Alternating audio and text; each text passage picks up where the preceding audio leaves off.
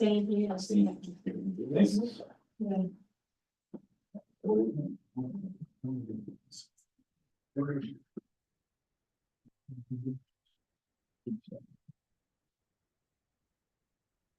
Good afternoon, evening, I guess would be where we're at this point. Hope everybody's doing well. We'll call this one to order. Remember to silence your mobile devices. With that, thanks. It's weird that we went for 10 years ago, we used to pay to get ringtones, and I think my phone's been on silent since like for the last 5 years. It's kind of weird how things work, and I don't know. But that's where we're at. Can I ask county manager to lead us in the invocation?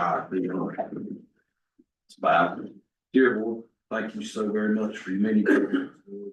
Thank you that, Lord, you've just kept us safe, kept our families safe, and Lord, that you've helped our county move in a positive direction toward getting things cleaned up, and Lord, to get recovery going into homes of folks that's had loss and hurt.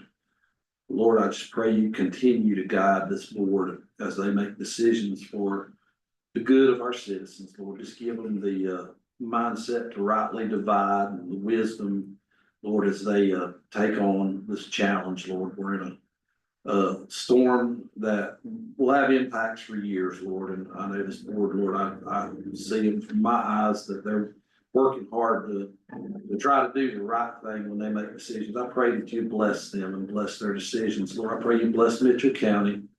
Lord, I just thank you for everything. In Jesus' name I pray. Amen.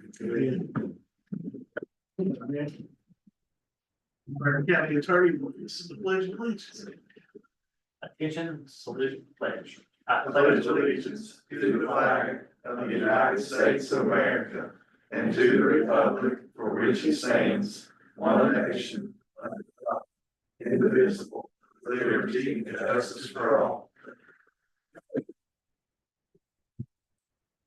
Everyone, please make yourself aware of the ethics, awareness of conflicts of interest. Any? Please identify if you have anything there. Hearing nothing, do we have any additions or changes to the agenda this evening? Hearing none, do I have a motion that we adopt the agenda? Got a move and a second by Mr. Blevins. All in favor, vote with the usual sign. Motion carries. Next item on the agenda is March 3rd, 2025, regular session minutes. Hopefully you've had a chance to look over those. Do I have a motion for approval of the minutes? So moved. Second. All in favor, vote with the usual sign. Motion carries. That takes us right into our favorite director, Ms. Wendy. Good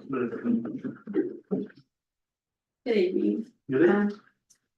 So I first wanted to say, I did give out some pens. Steve, yours is laying there somewheres, but April is Prevent Child Abuse Awareness Month. So we are really trying to get the word out of that. And I participated in Child Fest Saturday. And so as people came in to the event, I was out on the sidewalk handing out pens, you know, calling attention to April being Prevent Child Abuse Month. So you'll probably see the blue pinwheels up at our agency and several other places in the community. So You wearing that blue is, today, so yes, I am. you're fully supportive of your I piece. think it's going upside down, but I can fix it. But, so yes. So, also, our normal MDT meeting this month will be tomorrow at 11. And our law enforcement meeting is this week at 3.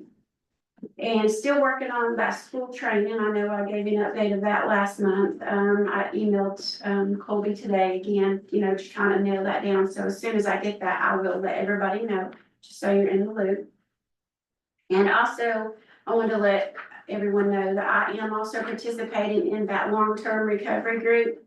And I had the pleasure of Alan, he came last week, so it was really great to hear the county manager updates of what all was going on in the county. And I tell you, it's something when you sit there at that table with all the people that have their hands in all the different things behind the scenes that are happening in the county.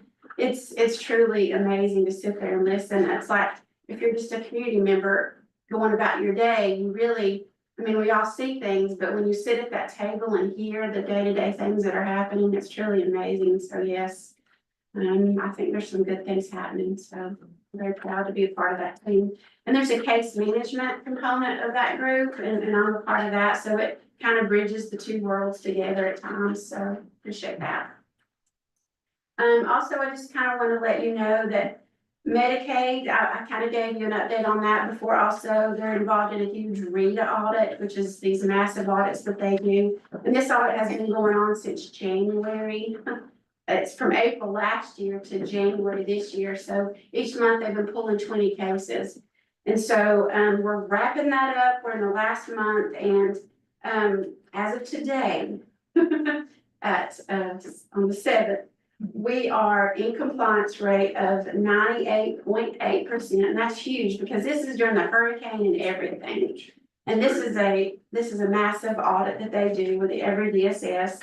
And the state accuracy rate expectation is 98.7. So we're at 98.8. So we're like hanging on with our team. We have a call Wednesday to kind of finish up the last month of that. And then we should have a final result by mid-April, beginning of May. So we're hoping that all goes well there. But I'm very proud of that group. They've been working hard as well as all of them. But that was just a huge undertaking to do, so I'm very proud of them. And then also, I know Harley asked last month about our position, so I just kind of want to give a position update. We did have some economic services positions filled. Those have been filled. So both our Medicaid position and our FNS position have been filled. We still have our foster care social worker position open, as well as that one visitation worker. So those are the only two vacancies we have at this time. All for my updates. Do you guys have any questions for me?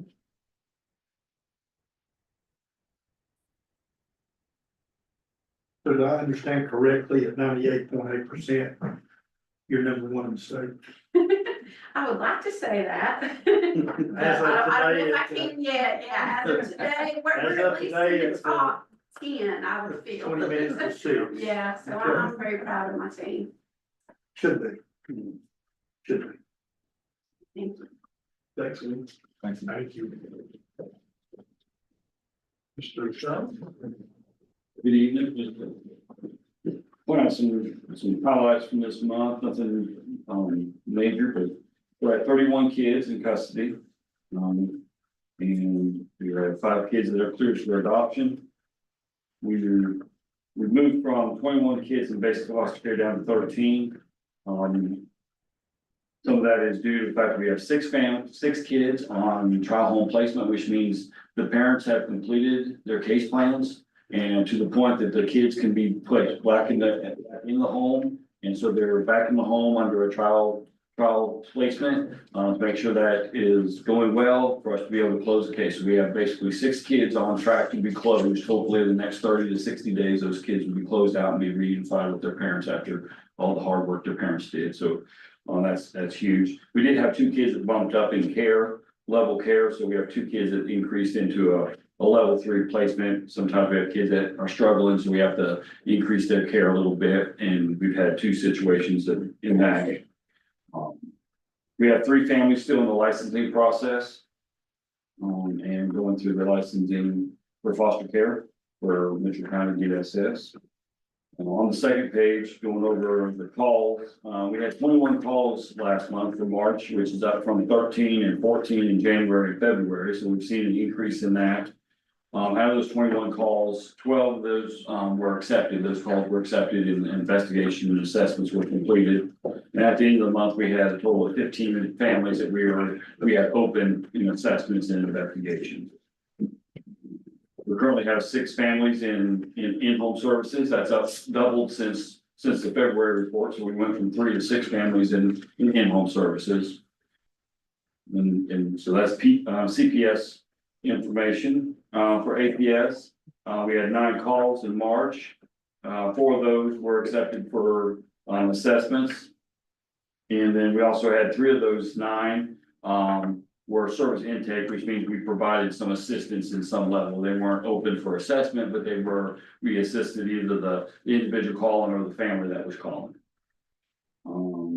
We have currently 4 cases that are open for a continued assessment or evaluation, as well as 4 families that are in plan and mobilization, which is basically case management services. The best to explain that service. Special assistance in home, we have 3. Payee representative, we have 14. Guardianship, we're up 1 from last month to 15. We also are expecting an additional 2 individuals going into guardianship by May 1st. So as we have pointed out, I think repeatedly, that is an area that we continue to see growth in. And obviously with that comes a lot of financial obligation on the county. There is no federal, there is no state financial help in that area. It falls all on the shoulders of the county. Again, we're continuing to do what we can there, but with obviously with an aging population that we have, and we have quite a large aging population given our total overall population. I think the last I looked pre-storm was around 3,600 individuals over 65 and older already. And so that population, as the need comes more and more, we're going to see continued increase in that area. So. Sean, I'd like to just say, just for the board members that just came on, I don't know if they realize how big of a difference those CPS numbers. I mean, I know we went up from February to March to 21, but when Jeff and I first came on this board, those numbers were near over 100 at one point that we were fighting with there, and I feel like this group does a good job of managing. Because I don't ever want to say, I don't want to say finances should ever be any deciding factor in any of that. It shouldn't be, but I feel like you guys do a good job in making sure what needs to get screened in does and what doesn't. I feel like that you guys are on top of that. So we appreciate that. It makes our lives easy, but the most important, it makes that I think we're doing the right things for the children. So that's, keep up the good work there. I appreciate that, and give a lot of kudos to our all of our staff help with the intake. So all of them take a day of intake, and so each staff member is the one screening and helping take those reports. But our assessment team up there, they do a lot of work on that front end piece, and that was something that was missing many years ago. To the extent that it needed to be, and I think that we really worked hard, and that team up there deserves a lot of credit for that. Working on that front end, helping wrap around families, solving problems, so we don't have to take kids into custody. I mean, if we can avoid it, we want to be able to avoid it. So it's been a teamwork effort up there, and I think that we are seeing the results of that with our decrease in numbers and. It's been pretty consistent. We've been under, in the under 30, I mean, about the most I can remember. I think we got over 30 for a little while, but not, it's been a nice trend. So, yeah, it was 93 to 96 consistently back in the day. So not much fun on either side trying to manage that kind of. That's kind of the high points. Any questions? I do. On your facilities, even that you monitor, the Mitchell House and the Greens, would you go over that process and tell when you guys go in and monitor that situation, what your staff actually does when they go in? Do they check patients? Do they check the cleanliness? They check to see if the staff is certified or adequate to be doing the position. There's two points to that. One is an actual complaint. So if we get a complaint, we're investigating that particular complaint, whatever that may be. We're looking into that situation and doing that complete, assessment, whether it's a complaint related to the care of a patient, staffing complaint, some type of licensing, issue with, are they can be compliant with the state licensing, then those individual things are looked at in each complaint, whether or not we could investigate a complaint on staffing today, blows that out and get another report 3 weeks from now, we're gonna go back and that it gets reopened and that it gets looked at again. Just because we looked at it 3 weeks ago doesn't mean that, so every time that complaint comes up and it gets screened in, it gets relooked at. Now, the other thing that we do is we do facility review. So each quarter, we go in, and review, a area of that facility. And the state dictates which quarter, each quarter is designated, and I don't know which quarters are designated for which areas. But there's an area that looks at staffing, there's an area that looks at certain compliance, different compliances for all four of those quarters. And so each month, our staff go in and they do a review of that particular area of compliance, and then make a report and then report to the state if there's an area of concern, or there's an area that they're not meeting, then we put a plan of action in to bring them up to the standard that's required.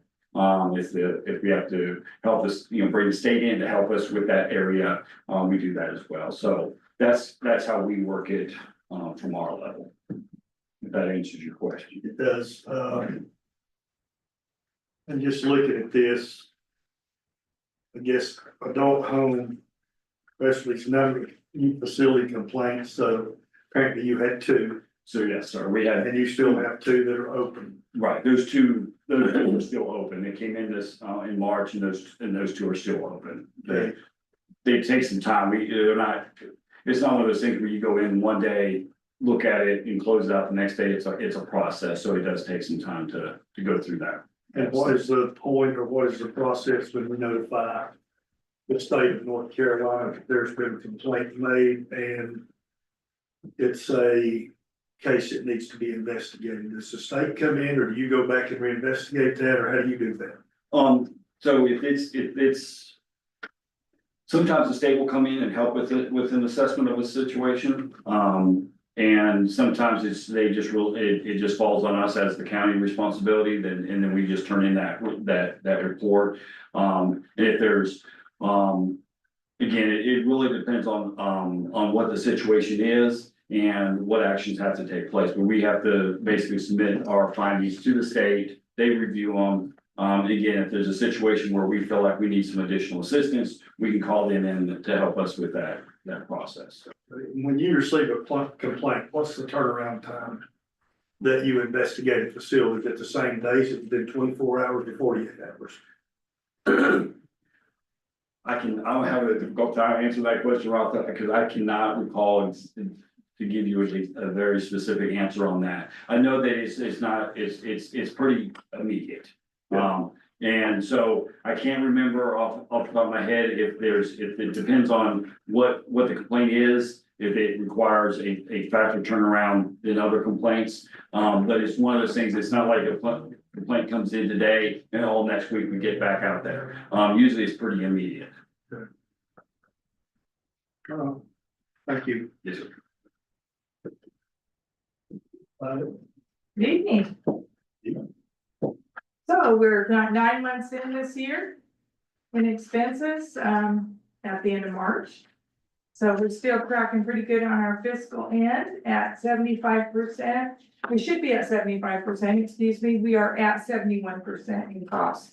So we're still running a little bit below budget at around 4%. So that makes me happy being 9 months in. Then if you look at our reimbursements for the year, we've got 7 months of reimbursement on the books. It should be 58% right now, and we're at a high 57. So again, our revenues always try to catch up with us at the end of the year. We've got some more time on that. We do have 163,000 that posted in April. That was for reimbursements for February. That number does not include. So looking at our expenses, we do have some high points I'd like to talk about, and I'd like to kind of elaborate on John's APS number, because our guardianship account is still running right at the edge there at almost full budget. But if you remember right, Wendy reported that we received some disaster funding from the state not too long ago, in the tune of 32,000 for APS specifically. So in looking at that and the rules around spending spending that and what we can do, we found that we could go back to the beginning of the disaster in September and look at some of those costs to see if they qualify for this funding. If they do, and we think that over $10,000 of them do, we can go back and recode that to those funds that we received. So that will keep us within budget. So that's one thing we're looking at. Then we're also working on a budget amendment for this year, for May. I think it may be the last one. But we are gonna be able to move some money around. It's looking so far to cover some of our high areas. Again, there always seem to be the same areas of our overtime. And right now, our maintenance account is high due to some of the things that we had to put in place after the disaster. The overtime we're always working to get that down and keep that down. Part of the reason it's high this year is we did have those staff members that had to work a lot of overtime due to the disaster. And then that foster care position has caused some workload on a supervisor. So we know the reasons why, and so we're working on that. And that's all I have, unless you have any questions. Seems like a good year. I think we're gonna end well. Jackie, here we go. Thank you.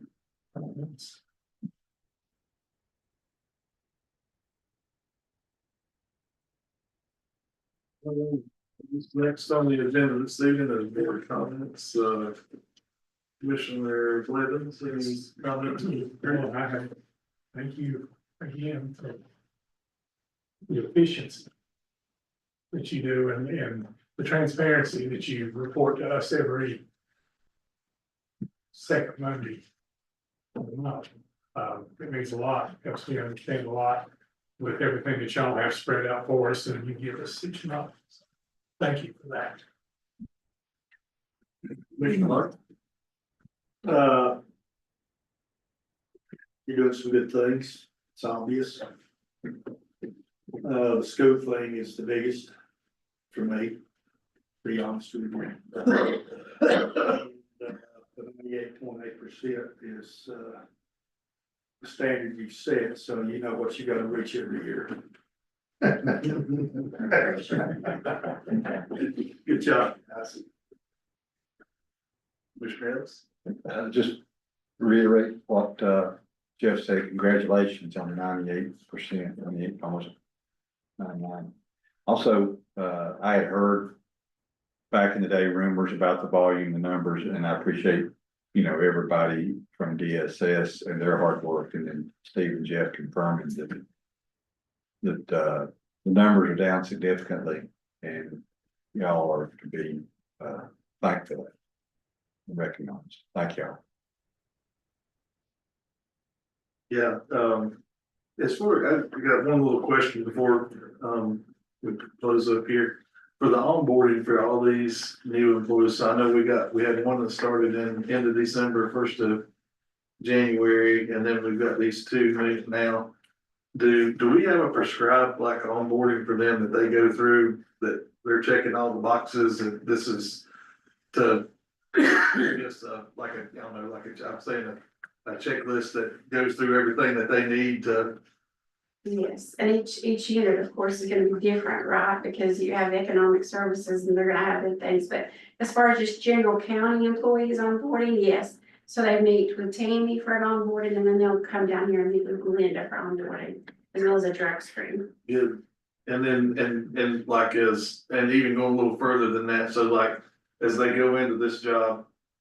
I'm just assuming, like, if I just got hired in off the street, do we have a prescribed, like, this is the training this person needs to make sure they're successful, and, anything out there? I know, like, the one that we hired in December, I know there was a certain certification they had to go back and get, that to obtain. Are you talking about pre-service? Yes, Yeah. yeah, So every anyone in child protective services goes through a pre-service, which is 8 to 13 weeks long. It just depends on what their background is. Then APS, of course, has a pre-service that they're required to do before they can actually go out. And then economic services, so like your Medicaid, work first, F&S staff, there is online training for them. It's not as structured as the pre-service for APS and CPS, but they have to do these steps in NC Fast. And I mean, there's another platform for that, but yeah. And then the supervisor will train them as well as lead workers and just ongoing kind of. In the past, and it was prior to your time, Wendy, but there was complaints around, you know, folks being hired and they felt like that they were just basically thrown out there on the island and said, you know, hey, go and do this. And I just wanted to be sure that we've got a pretty defined plan for them to make sure that, one, that they stay and that they, you know, that they're fully trained in what they're doing. So it sounds like you guys are ahead of that, but we didn't have that in the past, I guess is what I remember. So that's good. We're very cautious, especially with social workers going out. I know we're supervisors. Once they come out of pre-service, they are pretty much like, you know, our supervisor that's been doing caseload, she is transitioning these cases to the worker that just finished. But she's doing home visits with her and letting her meet the family. She's going through the forms with her. So there's that ongoing kind of monitoring. So yeah, doing. Can I speak to that? Sure. So if you don't mind.